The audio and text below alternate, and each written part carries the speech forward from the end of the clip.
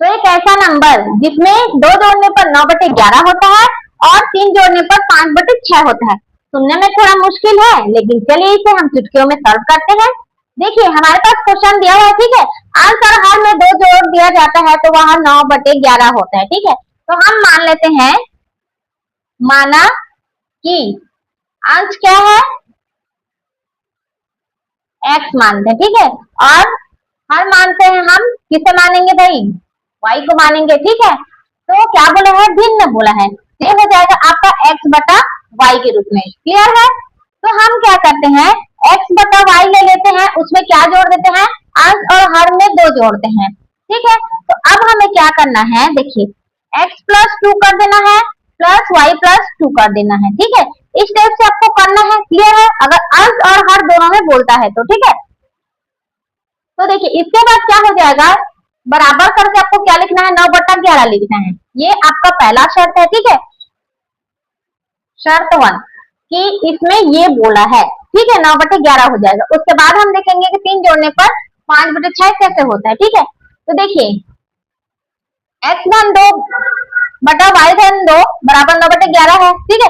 अब इसे सॉल्व करेंगे, कैसे सॉल्व करेंगे भाई, ऊपर नीचे गुणा करेंगे। तो 11 गुणित इसका गुणा इसके साथ कीजिए, x, ये हो जाएगा x+2 इक्वल टू कितना हो जाएगा, 9 का गुणा इसके साथ होगा तो 9, y+2 ये हो जाएगा, ठीक है।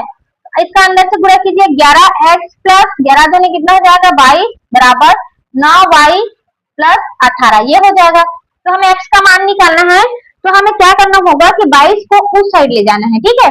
तो क्या करेंगे हम, 11x इक्वल टू क्या हो जाएगा 9y+18, ठीक है। बटा में हम कर देंगे, सॉरी बटा में नहीं होगा, माइनस हो जाएगा ये 22 ये हो जाएगा, ठीक है। तो अब हमें क्या करना है, 18 में 22 घटाएंगे तो क्या हो जाएगा 9y-22 ये हो गया। तो 11x का मान है ना, ये x का मान निकालेंगे तो 9y-22 बटा 11 हो गया। ये आपका हो गया समीकरण नंबर 1। क्या हो गया, समीकरण नंबर 1। अब दूसरा शर्त देख लेते हैं, ठीक है। दूसरा शर्त क्या बोलता है, किसी में 3 जोड़ते हैं, मतलब शर्त 2 लिखते हैं। अब क्या बोलता है कि भिन्न में 3 जोड़ने पर, यहाँ पे जोड़ने पर कितना होता है 5/6 हो जाता है। तो x+3 बटा y+3 बराबर कितना हो जाएगा भाई, 5/6 हो जाएगा, ठीक है। तो इसका गुणा कीजिए तो 6 का गुणा x+3 के साथ बराबर हो जाएगा 5 का गुणा y+3 के साथ, क्या हो जाएगा 6x प्लस 18 बराबर 5y+15 ये हो जाएगा। x का मान निकालना है भाई, x बराबर क्या हो जाएगा 5y+15 माइनस कितना हो जाएगा 18। तो x का मान निकालेंगे हम, 5y-15 में 8 आ गया, -18 गया तो 3 आएगा, ठीक है, बटा में 6 ये हो गया आपका समीकरण नंबर 2। क्लियर है। अब देखिए समीकरण 1 को या तो 2 में रखिए या फिर 2 को 1 में रखिए, कोई चेंज नहीं होने वाला, ठीक है। आप अपने हिसाब से रख सकते हैं क्योंकि सेम आने वाला है, ठीक है। अब हम लिख देते हैं समीकरण 1 को,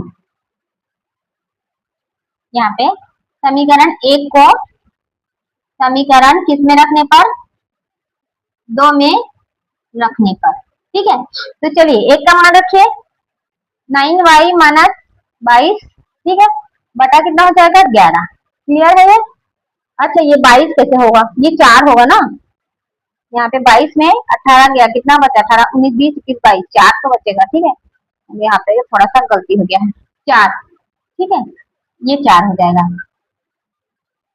बराबर क्या करना है 5y-3 बटा में 6। अब गुणा कीजिए ऊपर नीचे, 9 छक्के कितना हो जाएगा 54, y 6 चौ कितना हो जाएगा 24 बराबर 55y-33 ये हो जाएगा। तो 54 में 55 जाएगा, कितना बचेगा, एक y बचेगा, एक y, ठीक है, एक बचेगा और -33 प्लस 24 हो जाएगा, ठीक है।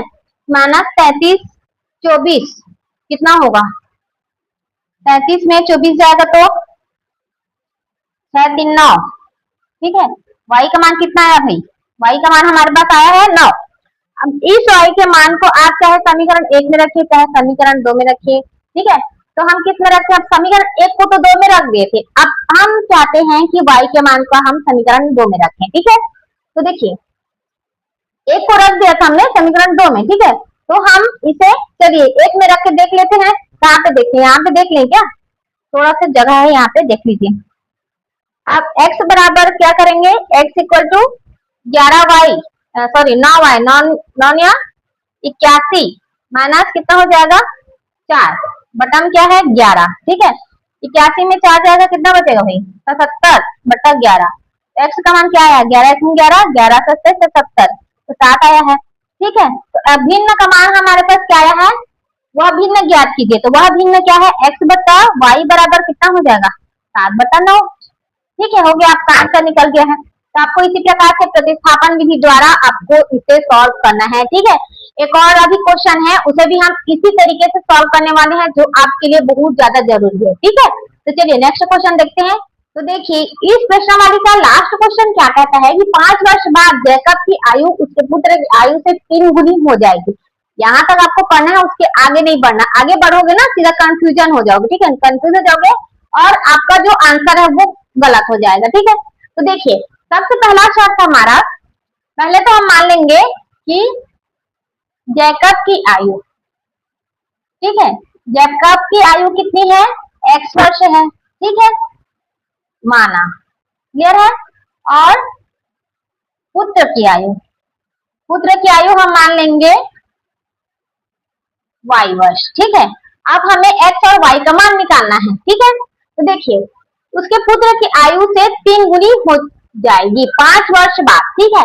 तो देखिए अभी तो वर्तमान में आयु x है और y है, हमें वर्तमान आयु नहीं पता, ठीक है। क्या बोल रहे हैं कि 5 वर्ष बाद, मतलब 5 वर्ष बाद मतलब आपको x प्लस 5 करना है, ठीक है, पिता की उम्र, और यहाँ पे बराबर करके क्या कर देना है इस side x plus sorry y plus ये पुत्र की आयु, ठीक है, दोनों की आयु आपको लिखना है।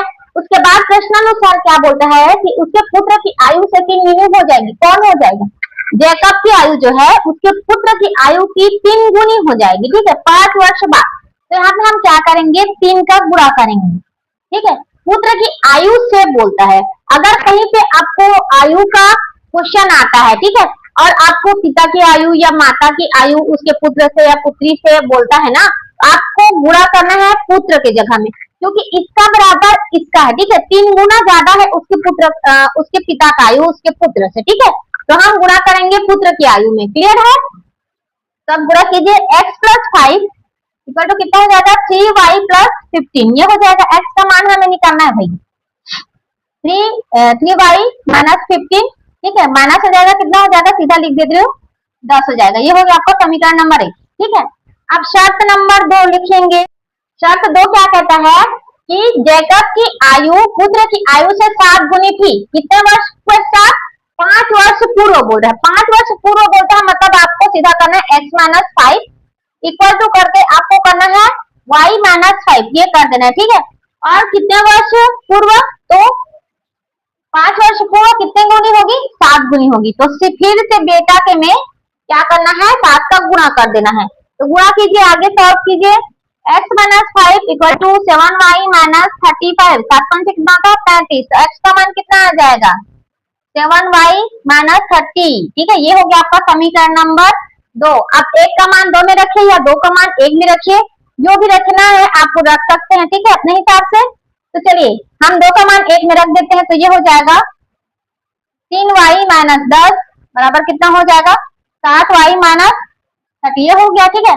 अब हमें y का मान निकालना है 3y, अब 7y को इधर ले आएंगे माइनस 7y माइनस 30 प्लस 10, ये हो जाएगा, ठीक है। तो ये हो जाएगा आपका माइनस 4y माइनस कितना होगा 20 होगा, ठीक है, ठीक है 20 होगा। तो y इक्वल टू कितना हो जाएगा, ये कट जाएगा तो इसका मान हो जाएगा 5, ठीक है, समझ आ रहा है। देखिए यहाँ पे, देखिए यहाँ पे थोड़ा सा गलती हो गई जैसे लग रहा है, यहाँ पे देखिए x plus 5 equal to 3y plus 15, ये 5 इधर जाएगा तो अच्छा यहाँ पे प्लस 10 हो जाएगा, ठीक है, ये प्लस 10 होगा तो यहाँ पे भी प्लस 10 होगा, तो ये उस साइड जाएगा तो ये माइनस 10 हो जाएगा, ठीक है, ये माइनस 10 होगा तो माइनस 30 माइनस 10 कितना हो जाएगा माइनस 40 हो जाएगा, ठीक है। तो माइनस माइनस कट जाएगा और 4 10 जब 40, तो y का मान कितना आया है 10। ठीक है, अब y के मान को आप समीकरण 1 में रखें या 2 में रखें, ठीक है, किसी में भी रख सकते हैं। चलिए 2 में रखते हैं हम। x बराबर कितना हो जाएगा 7y 7 इंटू 10 माइनस 30, ये हो जाएगा। ठीक है, तो 70 में 30 जाएगा, कितना बचेगा भाई x बराबर 40। ठीक है, मतलब वर्तमान में जैकब की आयु कितनी है, तो जैकब की आयु है आपका 40 और उसके बेटे का आयु है 10। ठीक है, तो यहाँ से आपका आंसर हो जाता है कि जैकब का आयु इतना है और उसके पुत्र का आयु इतना है, क्योंकि इसमें वर्तमान आयु पूछा था। अगर इसमें 5 वर्ष बाद या 10 वर्ष बाद भी पूछता ना, तो यहाँ पे आप आगे सॉल्व कर सकते थे, लेकिन वर्तमान आयु पूछा है तो आपको यहाँ तक सॉल्व करना है। क्लियर है? आई होप आपको क्लास अच्छा लगा होगा, पूरा समझ आया होगा। अगर वीडियो अच्छा लगे तो लाइक करें, शेयर करें, सब्सक्राइब करना ना भूलें। अब मिलते हैं अगली क्लास में, तब तक देखते रहिए, सीखते रहिए और मैथ्स रिवीजन करते रहिए। Thank you.